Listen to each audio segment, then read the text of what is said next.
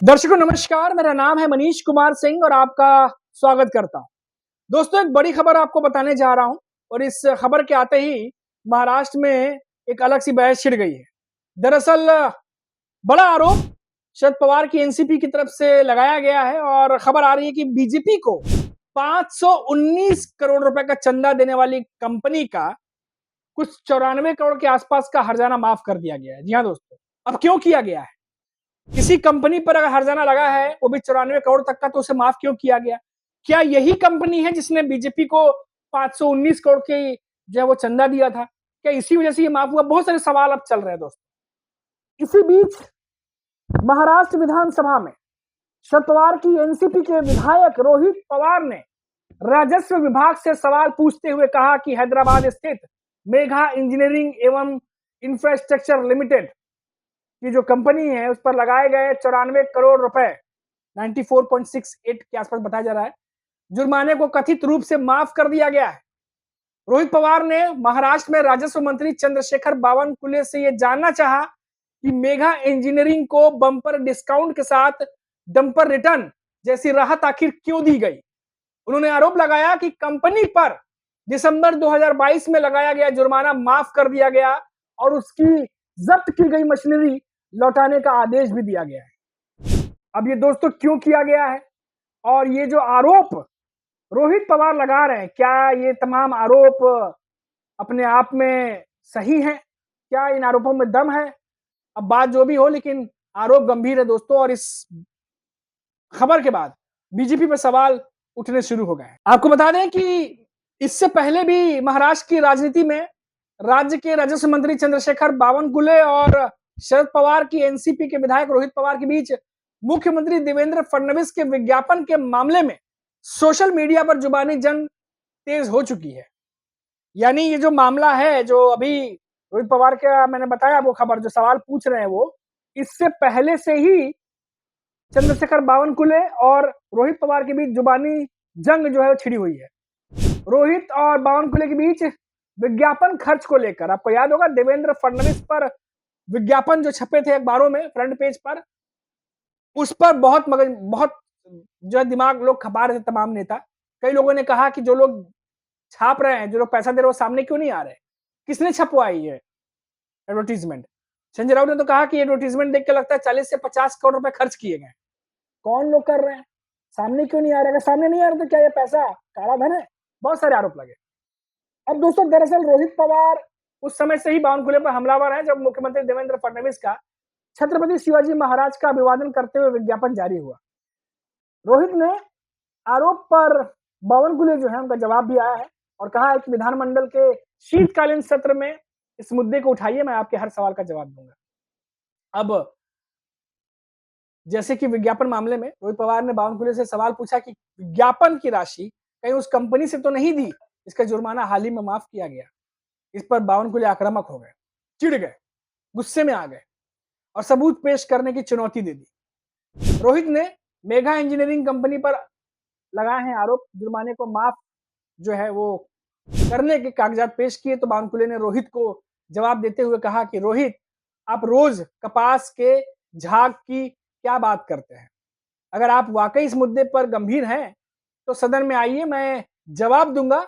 विधानमंडल के शीतकालीन सत्र में चर्चा कीजिए, सदन में सवाल पूछिए, महाराष्ट्र की जनता को पूरी जानकारी होगी कौन सच्चा कौन झूठा, हमें भी पता चल जाएगा। इस पर रोहित पवार ने भी जवाब दिया दोस्तों।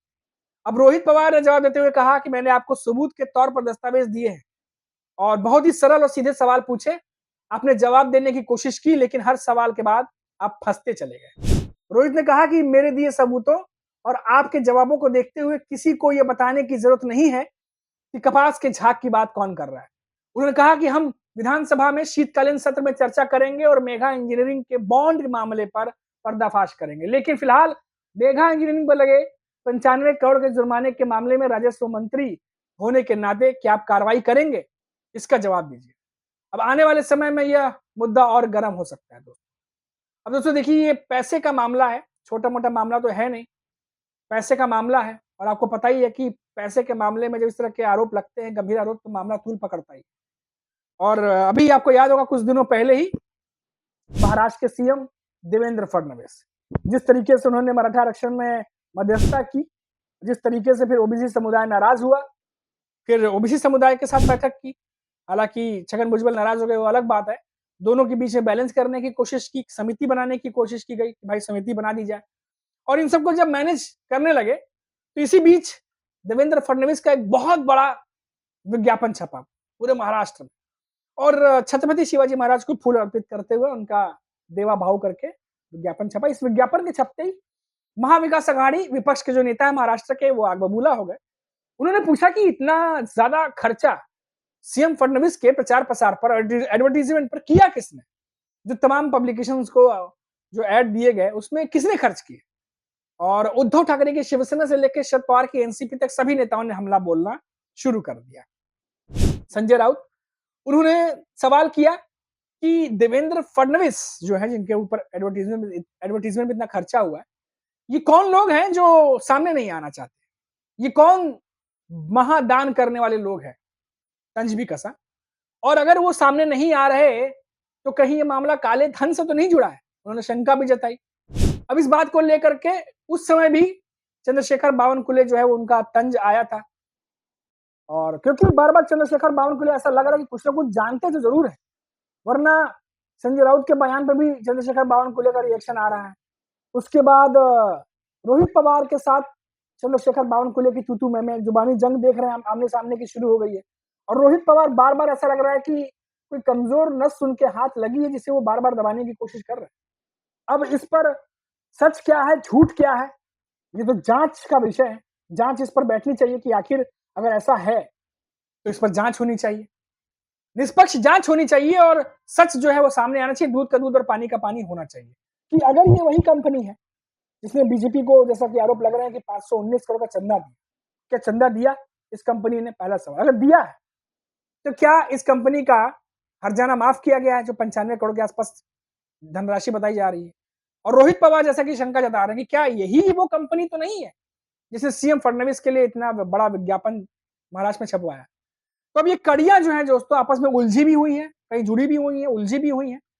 अब सदन में आकर के बात करने की बात जो है, विधानसभा में आकर के बात करने के बाद चंद्रशेखर बावनकुले कह रहे हैं, अब रोहित पवार ने साफ कर दिया है कि बात तो वहां भी उठेगी, और उससे पहले दस्तावेज वगैरह दिखाने की भी बात चल रही है। रोहित पवार ने कहा है कि हमने दस्तावेज दिए और कोई भी देख के समझ जाएगा कि कौन सच्चा कौन झूठा। अब हालांकि मामला ये कितना ज्यादा गरमाएगा, कितना ज्यादा उठेगा, ये तो तमाम चीजें अभी आने वाले समय मालूम चलेंगी। लेकिन इतना जरूर है दोस्तों कि महाराष्ट्र में की राजनीति में राजस्व मंत्री जो चंद्रशेखर बावनकुले हैं बीजेपी से, उनके और रोहित पवार के बीच में अभी सरगर्मियां बढ़ गई हैं।